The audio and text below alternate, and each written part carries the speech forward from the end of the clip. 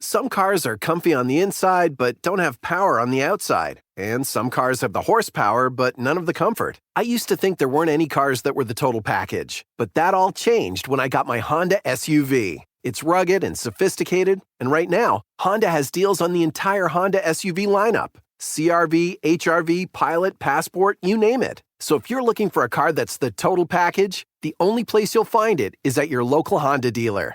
Hurry before they're all gone.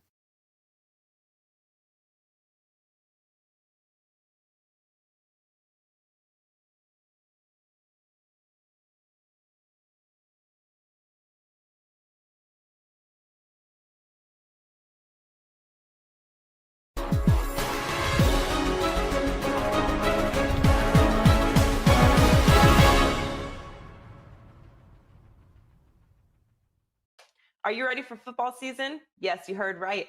The NFL kicks off in less than 50 days, and Wager Talk and Gold Sheet have you covered with the new Gold Sheet NFL Summer Guide. The Gold Sheet NFL Summer Guide is over 80 pages of actionable NFL handicapping information to help you prep for this season from a betting perspective, and best of all, the guide is free. This includes lines for every NFL game, schedule with Ralph Michaels' exclusive power ratings, position-by-position breakdown with every NFL player that made a start last season, exclusive NFL health reports for each team, and much more. Just go to thegoldsheet.com and the guide is available on the front page with no sign up or information needed.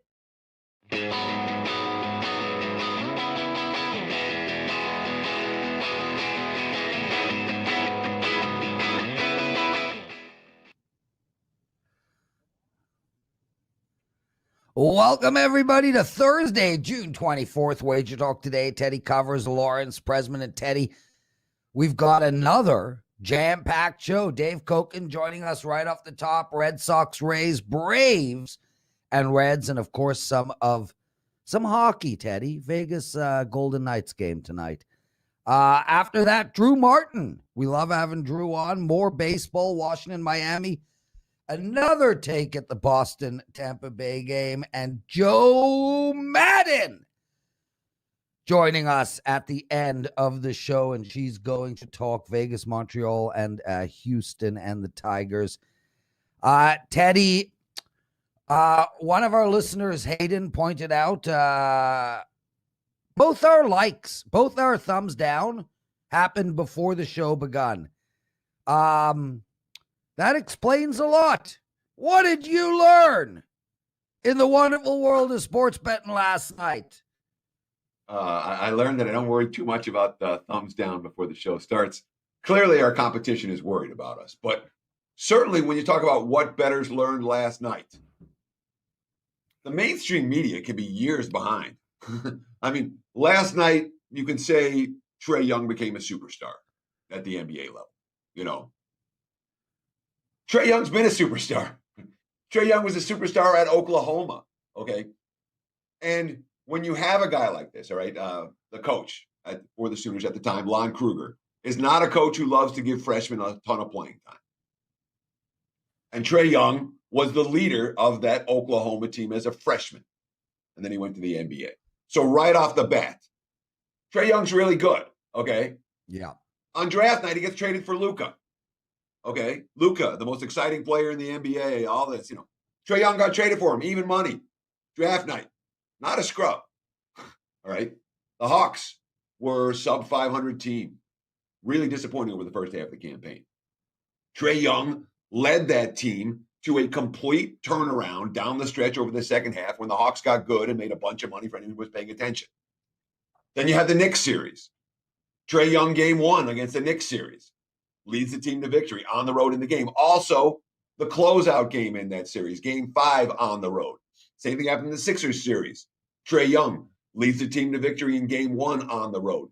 And in game 7 on the road, the second time he's closed out a playoff series on the road.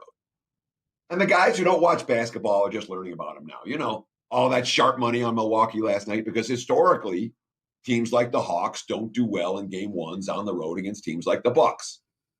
I'll never believe in a pure stat-based approach to the NBA. I'll never believe in a pure trend-based approach to the NBA. You got to watch and learn. And if bettors are just learning about Trae Young last night, well, next time pay a little more attention. The clients and I cashed a 5% big ticket on Atlanta, plus the points last night. Recommended a little sprinkle on the money line as well. It's important not to learn lessons like Trae Young is the superstar last night. You want to learn those lessons 5 years ago. What about you, Prez? What did you learn? Well, Teddy, great take and fun game last night. Man, I got nothing. As far as what did I learn, Teddy?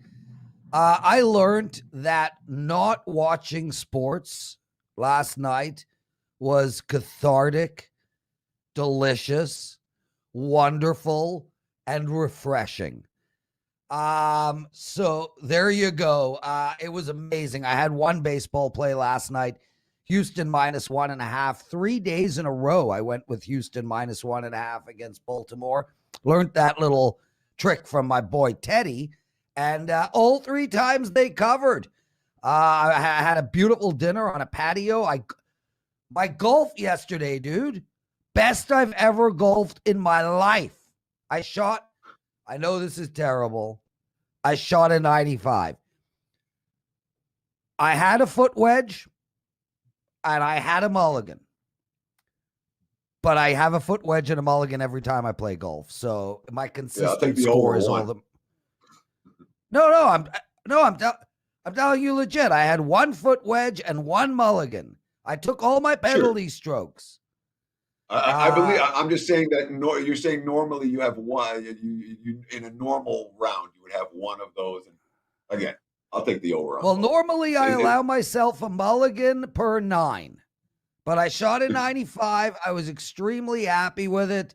I went out for dinner with friends. I didn't even know the New York Islanders won until I watched the highlights at 1 a.m. I shut it down last night. And the truth, look, you have to do that, especially this time of year when things, we know football season's right on the horizon. And when football season starts, nobody gets a day off till the end of March Madness. So this time of year, you got to take a little break. You have to have nights where you're not focused on every game. And last night you got one. I'm glad you did, Chris. Thank you, my brother. Anyway, let's get the show on the road. Dave Koken joining us, otherwise known as Debbie's boy toy. Hey, Dave, what's happening with you? And so I'm going to translate. Debbie came over last night. Yes. We had a sesh. Yes, excellent. I took the more. Anyway, Teddy, Dave's muted. We'll fix that in 2 seconds. I want to welcome everybody into the chat room. Some names I haven't seen before. Fixed. Calling in. Nice to see you. Tom Leach, etc. Dave, we missed your sarcastic and likely witty retort. I was out with friends last night and saw this is it's kind of funny. You can find out very quickly who's technologically advanced and who isn't. There was a discussion at some point about a kid named Ruffin who played at Hawaii basketball years, like 25, 30, almost 30 years ago. And we were talking about a game where he went absolutely nuts against Louisville. So myself and my friend Randy were busy trying to scroll through our phones to find out how many points he scored in the game. And we can't find it. We found the game, but we can't find the stats. So Amal Shah from Veasan, who's a great guy, and it took him like 10 seconds. Okay, As there's irony in that statement, given it took you 5 to get it out. Yeah. Anyway, it's great to be out with friends again. Yes. And having a good time. I had a bad night last night. First losing night I've had in quite some time. It's been a great run. Nice. And currently, if you want to call it winning the Wager Talk Triple Crown, I'm doing that. I'm doing 3 sports right now: Major League Baseball, NHL, and PGA. And I'm number 1 in all 3 sports on the 2021 net profits leaderboard at Wager Talk. So things are going well. Last night was no good, but tonight got one play, and I'm going to talk about it here on the show. It's a best bet. And if you're watching this show right now, which obviously you are, you're going to get that play shortly. Awesome stuff. And just to let everybody know, Dave made up the Triple Crown. We don't have one, but we are going to have one now because it sounds like a good plan. With that said, Look, dude is legit number one in MLB, NHL, and PGA, and college football. and that's the only three sports he's doing right now. I know. If he's number one, if he's doing three sports and he's number one in those three sports, Dave Kogan, I was trying to clap, and I was going to be a standing O, but I'm not wearing any pants. You're not wearing what? No pants at all? You're in like kidding. Underwear? Oh, thank God. Yeah, I got this. You don't want need that visual. Yeah, but Dave, I got shorts Dave, on, you might man. as well. No one wants to you see might my as life. well throw. Dave, you might as well throw college football in there too, because it's right around the freaking corner, and you are the man in that sport too. Anyway, let's get into it, and congratulations on that, man. It's outstanding work. I mean, you literally sit at the top of this food chain. Well, and I want to mention something Reds, because very quickly, as far as college football goes, now I don't think it's up yet, but I did a video with Joe Madden, who's going to be on later in the show, on college football betting process, if you will, and I think it's pretty good. So once that's available, people should give it a watch. Joe did a great job hosting it with some terrific questions, and looking forward to doing more videos with her. Excellent stuff. And we're going to have Joe on later in the show. Dave, let's go, man. Boston, Tampa Bay. The Rays coming off of 6 losses in a row. They beat Boston handily last night, 8-2. Now we have minus 125 on tap and 11. There are now 10s out there. No, it's not 11. That line is not right. But anyway, Dave, what are you doing in this game? Well, look, let's look at the matchup comparisons here. Nick Pivetta versus Michael Wacha. Now, Wacha's not going to go real deep into the game, but looking at maybe 4 or 5 innings from Wacha if he's decent. I'm not sure he will be here. He has not been particularly good, and he's been particularly not good at home with an 840 OPS surrendered. So against the capable Boston offense, that doesn't bode real well for him. Looking at some comparisons, Nick Pivetta better on the road than Wacha is at home. Nick Pivetta better overall than Wacha is. You get into the teams, and by the way, the Red Sox are 10-4 when he starts, including I think it's 4-2 on the road. You get into the team offensive stuff. Red Sox versus righties on the road, better than Tampa at home versus righties. Recent stats, which I put a lot of weight into.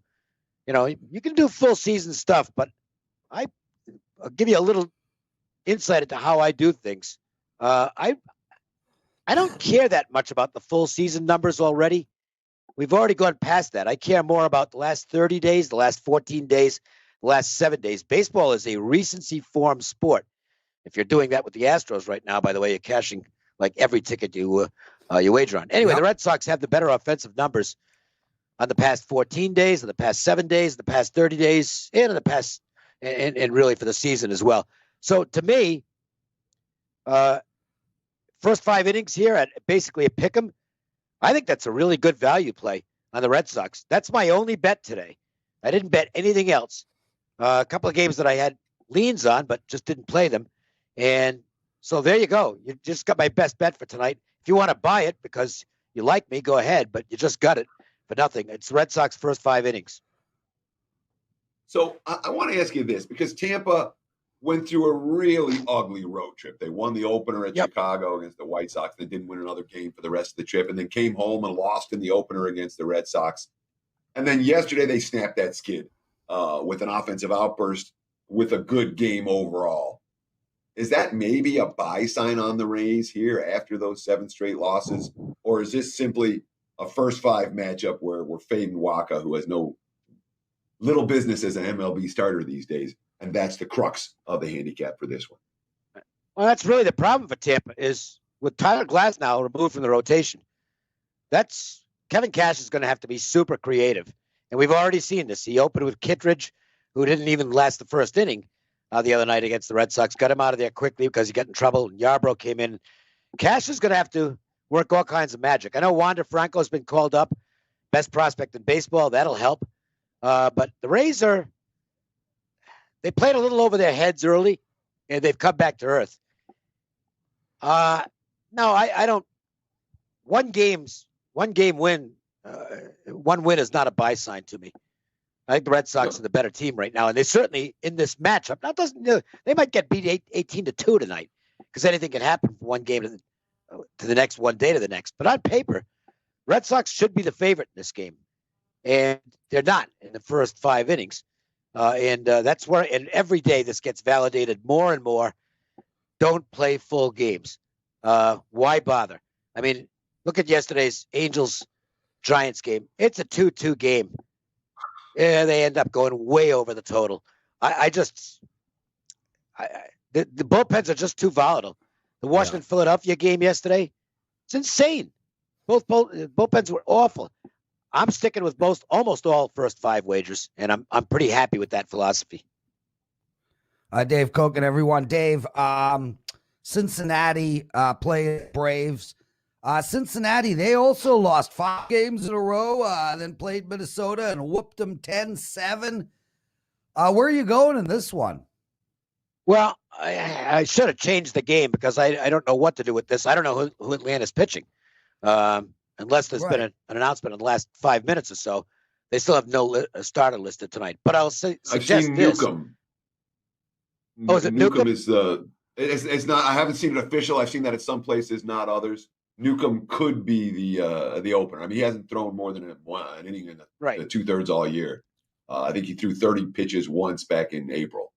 But that's where I've seen that name bandied about. Bullpen game for them. We don't know if Acuna is going to play because he sat out yesterday with some back issues.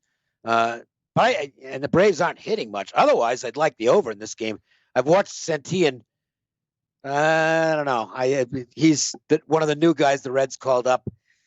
I don't know. I didn't see a lot.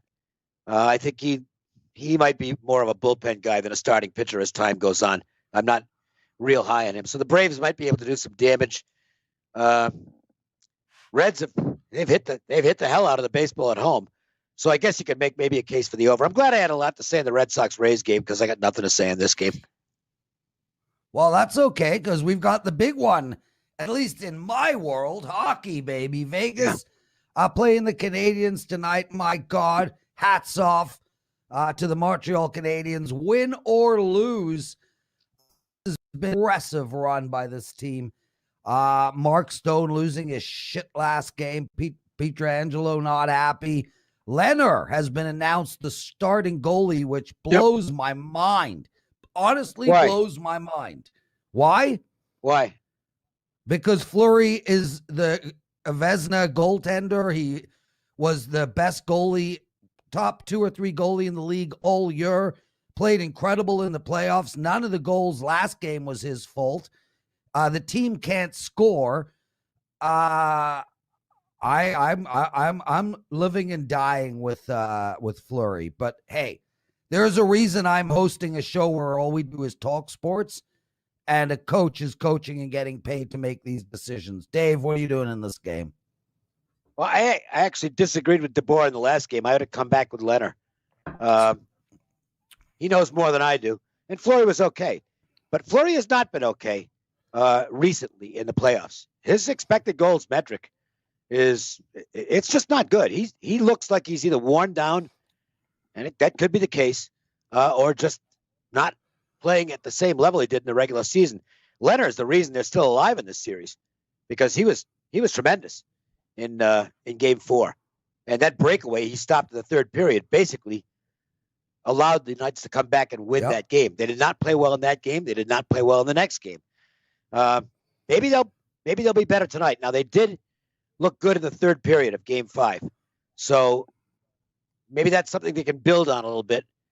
I think you're going to see a lot of bettors on the Canadiens at plus money tonight. I'm staying out of the game. I just don't know what to make of the Knights at this point. I mean, if the Golden Knights play their game, they're still the better team. But in this series, they have not been the better team. The Canadiens have. And one of the things that should be mentioned, the Canadiens suffered horribly in 3-on-3 overtimes in shootouts in the regular season. If you just look at the regulation record for the Canadians, it's pretty good, actually. They were an awful team past regulation. They don't have to worry about that in the playoffs because there is no 3-on-3 in the playoffs. So, it's. I think it certainly maybe indicates why we underrated this Canadian squad coming into the playoffs. They got healthier at the end of the season than they've been all year. They're playing good hockey, and I think they might win tonight. I didn't bet the game, though, and I will be a fan tonight. I will root for the Golden Knights. I am making a play on the Game 7 matchup between the Islanders and Tampa, and I did post that this morning. It's only available for my all-access subscribers. It won't be sold individually, but if you are an all-access subscriber, you got that play about 30 minutes ago, and I think it'll get there tomorrow night. I'm an all-access subscriber. I have that play. Dave Koch and everyone. Dave, thanks so much for joining us. What do you have to promote? Nothing. Because you got my only bet. You got my only bet today. So you had that. But no, I suggest this. There's no guarantee it's going to keep up, but I'm certainly going to put the work in. You get an all-access pass, you get all my plays in baseball, hockey, and golf. Those are the only 3 sports I'm doing right now, and I'm number 1 for 2021 net profits in all 3 sports. So, do the math. An all-access pass for whatever period you'd like would seem to be a good idea. Ain't that the truth, Dave Koch? And get the hell out of here, guys. Lots of show left. Teddy's Big Game Breakdown, Drew Martin, Joe Madden, the penalty box segment, all coming up. Hit that like button for us. And also, Andrew McGinnis going for his 11th 5% baseball winner in a row. His 11th 5% baseball winner in a row over at wagertalk.com. We'll be right back.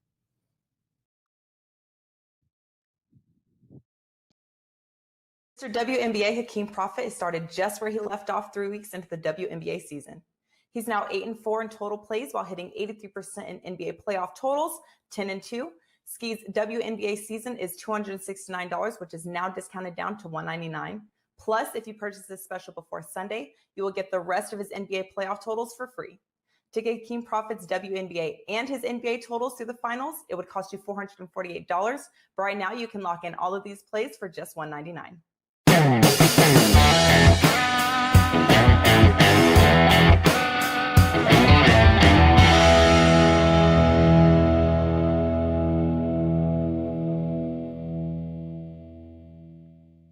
It is time for today's Big Game Breakdown. We got to talk NBA. We have Game 3 in the Western Conference Finals. Looking at the Wager Talk live on screen, I'm seeing the Phoenix Suns -1 on the road at the Staples Center in LA against the Clippers.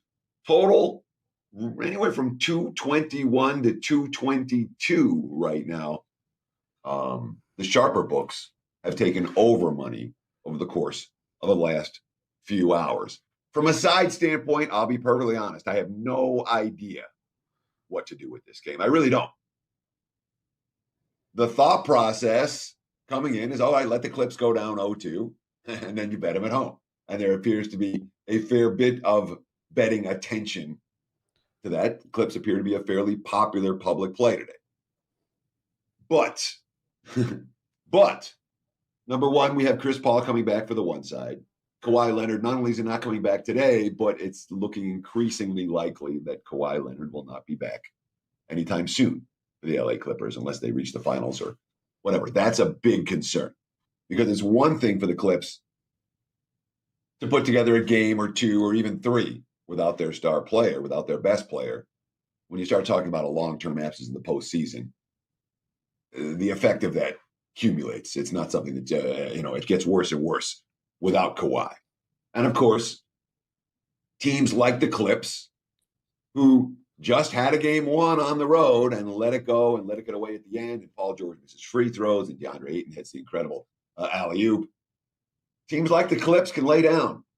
They can be done at stages like this, and I'm not convinced they're not. That said, teams like the Suns can lay down. Chris Paul does come back. We see it happen all the time, where the star comes back, the rest of the team goes, oh, great, we got our star back. exhale. That's a concern for me. I don't know if Phoenix has that go for the jugular mentality in a real way, like they're going to need to have it if they're going to win in LA tonight. Sidewise is a really hard game for me. Total wise, I do have a lead. Look, the Clips, and this is something that Ski Profit pointed out on the NBA Tip-Off Show, which is worth watching every day, noon Pacific, 3 on the East Coast, right here on the Wager Talk YouTube channel. But he talked about how the Clips went with Zubac and Beverly in game 2. And it almost worked. They're supposed to win that game. 104-103 final, stayed under by 15.5 points. Total close 222.5. And obviously it opened lower here, has been bet up. But the Clips come out with their under lineup. Then we're talking about with Zubac and Beverly. Your AC works overtime all summer, so be sure to replace your old air filters with new Filtry air filters. They recommend updating HVAC filters at least every 3 months all year round. So order your Filtry air filters today at Filtry.com. Let's clear the air. Your AC works overtime all summer, so be sure to replace your old air filters with new Filtry air filters. They recommend updating HVAC filters at least every 3 months all year round. So order your Filtry air filters today at Filtry.com. Let's clear the air. That tells us we expect a little bit slower pace. We expect a little bit more defensive intensity. And I know that there are only 19 made threes in game 2. We expect to see more than that tonight. And I know there was a reasonable 34 made free throws from both teams. Both teams shot well at the free throw line. And I know the Suns shot 50% from the floor with a backup point guard after shooting 55% from the floor in game 1. All that said, I don't think we're going to see pace. I really don't. And that has me leaning to the under in game 3 of the Clippers-Suns tonight. So there's your big game breakdown. Lean to the under. No rush. The money's coming the other way right now. We'll look for another low-scoring affair like we saw, a relatively low-scoring affair like we saw in game 2. There you have it, Prez. Back to you, my friend. Thank you, Teddy. Under in the Phoenix Clippers game. That's Teddy's lean. Teddy, we got Drew Martin joining us. I'm excited to have him. Man, Drew's show, First Pitch, he hosts every day. So good. I hope you guys take advantage of it. Let's bring him in. Drew, welcome to a Wager Talk today. Nice to see you, man. Hope you're doing well. Prez, always nice to have you. Almost forgot my microphone here for Wager Talk First Pitch, which wouldn't be a good thing, but thanks for the props on First Pitch. Yeah, man, we're hitting it rolling, hitting the games each and every night, and on the diamond, we're doing pretty well in best bets. I haven't been doing good the past couple days, but looking to bounce back today. So yeah, join us each and every day, Monday through Friday, 1:45 Eastern time, right here on the Wager Talk YouTube channel. And of course, every Monday, Drew hosts the opening line report with me, 10 a.m. Pacific time, 1 p.m. Eastern time. We break down the opening lines for football that week, particularly NFL. So that too, an excellent show that Drew hosts. Drew Martin. Yeah, go ahead, Drew. I was just going to say, I'm more of the frame. Teddy's the portrait in terms of the opening line report, and he brings it with all the knowledge in terms of, we talk about NFL and college football, but especially getting closer to NFL season, that is a weekly must-have in your schedule to watch. So, yeah, the opening line report on Mondays at 1 o'clock Eastern. Well, Teddy's my piece of art as well, Drew. So there you go. Let's get into it, man. Washington Nationals and Miami Marlins. And, man, Miami lost their last 3 games, 2 to Toronto. They've put up a grand total of 2 runs in their last 3 games. They're playing the extremely hot Washington Nationals, winners of 4 in a row and 9 of 10. And yet we find this a pick'em, give or take. Washington minus 115, 8.5 is the total. How do we bet this game? Yeah, Prez. I mean, you were hitting on a lot of what I wanted to bring up here. I don't think the market is pricing this right. I bet them personally minus 112 earlier. So if you're getting minus 115, you might be able to shop around for something better. But still, it's a good number on the Nationals. Couple reasons why. I actually went to the game to see your Toronto Blue Jays there, Prez, against my Miami Marlins. And I do need to say, about Canada, you're getting, single game wagering, that you're doing the right things north of the border there. I'll also say this, our national anthem is good. Yours is the best in the world, in my opinion. No Hearing chance. it live, I'm a big fan of O Canada. Are you disagreeing? I see you waving your hand there. I was trying to give you props, my man. Oh my God. Okay. So the Canadian national anthem lacks melody. The American anthem has great melody. Neither anthems compare to the Italian anthem, which has power and passion. And the South African anthem is a masterpiece since it was changed. And my favorite anthem, by far, putting all religion and politics aside, is the Israeli national anthem, which has a stunning melody to it. But as far as American and Canadian goes, I'll take the American every day of the week. But I appreciate the kind words. I don't care about these anthems. I don't even know why we sing them, especially before games. But hey, okay. No, it gets me ready for the game anyway. I wanted to give you some props. And yes, I do like the American anthem. I think it's one of the top ones. But I just think that the "Oh Canada" start, it's symbolic. It's a good one to listen to. And hearing it live, I wanted to give you the props. I also just noticed I need to kind of up my game in terms of different countries' national anthems. You really know your stuff. I couldn't tell you which one is which in terms of Italian, Israeli, but that's something I'll have to do my study on. But something I have done my study on here is the Miami Marlins lineup. And what I was going with that is they were playing the Blue Jays. Man, thank you. I appreciate that. Not my first rodeo here, Prez. But Stripling was on the hill. I was at the game in person with my girlfriend there, 15 rows up, right behind the seats. Another little tidbit here. It's a great time to go see baseball games, at least the Marlins ones, because you can get a ticket anywhere and they let you sit anywhere, so you can go right behind home plate. Just a little tidbit there for the next month or two. But and one thing I noticed with this Marlins lineup, they are banged up. They got Sterling Marte back. He's not at least he wasn't hitting of late. And really, when you look at their lineup, it's 2, 3, and 4 are the three guys that I would rate in terms of, league average or better. It's Sterling Marte, Aguilar at the 3, and Duvall at the 4. And keep in mind, Marte was injured, and 40% of their RBIs and home runs are from two guys, more than 40%. So almost half of their RBIs and home runs are there from Aguilar and Duvall. And you see it with the starting pitcher. They pitch around those two guys, and then the lineup really falls off. And you can see that in the numbers with the Marlins lineup. It's not very good, but just notice that it's really only two guys doing all the production. So I'm not looking to bet on the Marlins, especially when one of their top arms isn't on the hill. And we're able to do that here for almost a pick'em price. Now, the Marlins are pitching Poteet, which, given the Marlins, what they have done good is develop starting pitching. So I'll give him a chance here, but in his last 3 starts, he hasn't made it past the 4th inning in any of them. And when you look at their bullpen, it used to be a top 5 bullpen through the first 2 months of the season. Now I'd rank them about middle of the pack here. So overall, I mean, the Fish, a bottom 5 lineup over the last week in terms of what weighted runs created plus number. And Prez, you hit it. The Washington Nationals, their lineup is hot right now. They got Ross on the hill, who's pretty average, but 3 of his last 5 starts, he's let up 0 earned runs. He has 14 strikeouts and no walks in his last 2 starts. So he's the lot hotter pitcher here. We get the Washington Nationals 9-1 their last 10. They've won 4 straight. The Fish have dropped 3 straight. So at near a pick'em price, Washington Nationals are on my card today.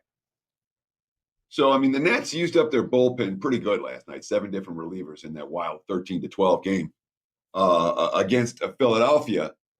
Would this be one where you would look at a first 5 for Washington because of the bullpen concerns late?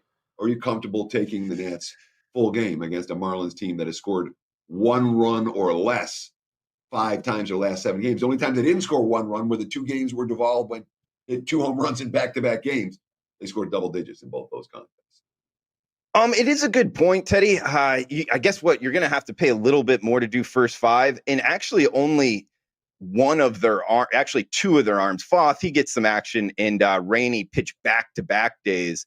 So almost everybody else but Sam Clay, I guess he went north of 30 pitches last night. He's likely not going to be available. So really only 2 of the arms I would put as not active, even though you're right, they did get a lot of work in. So still, their top arms, I would still put there if it's, a 1 or 2 run game, a save situation at the end. It's a good point in terms of they've been taxed a little bit, but the Miami Marlins bullpen, it's not like I would give them a huge advantage here, Teddy. I mean, we just saw what Yimmy get blow the save 2 nights ago. And overall, the last month, they haven't been the same bullpen that they were in the first part of the season here. So still, I would give a slight edge towards the Nationals in the later innings. Drew Martin, everyone. And Drew, you started a whole thing about these national anthems. Now people are chatting in the chat group. One of the guys is like, Germany's got a great national anthem. And all I'm thinking to myself is, I mean, that is a language. I would think that the prerequisite to a good national anthem or a good song is a language that has some kind of romance to it. Does not equate to great music. I'm just going out on a limb there. Anyway, Boston, Tampa Bay. Dave Koken gave his thoughts on this game. What's yours? Okay, well, don't tell me what he went. Maybe we line up and maybe not for some. Okay, well, thank you. We get Pivetta versus Waka. Looks like another pick'em price here. Total of 9 in the Trop. And actually, Pred, something I always look for is, and look not to bet on, is when a team is losing a bunch straight, I usually don't look to bet on them. I'll wait for them to win a game and then jump back on them at usually a buy low price here. And I actually think we get that with the Rays. We get Walk on the Hill, who over his career has had huge home road splits. He's at home here. And granted, he's not a pitcher that's going to win this game for us. We're just looking for him to be decent here. The former 2012 Texas A&M first rounder here. And it is number 1 versus number 2 in the AL East. So I felt like we needed to talk about it here. We get Pivetta going for the Red Sox here.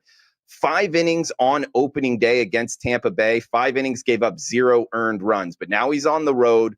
He's just been really an average pitcher overall. What I'm really looking to do here is the Rays against righties have been a lot better than versus lefties. They're getting a righty here against Pivetta. I think they're able to get him out of the game a little bit early here, maybe 4th, 5th inning. And that would really help us, because when you start looking at the Boston Red Sox bullpen, there is huge problems out there. Now, you might see some big names, some people saying, hey, it's not that bad.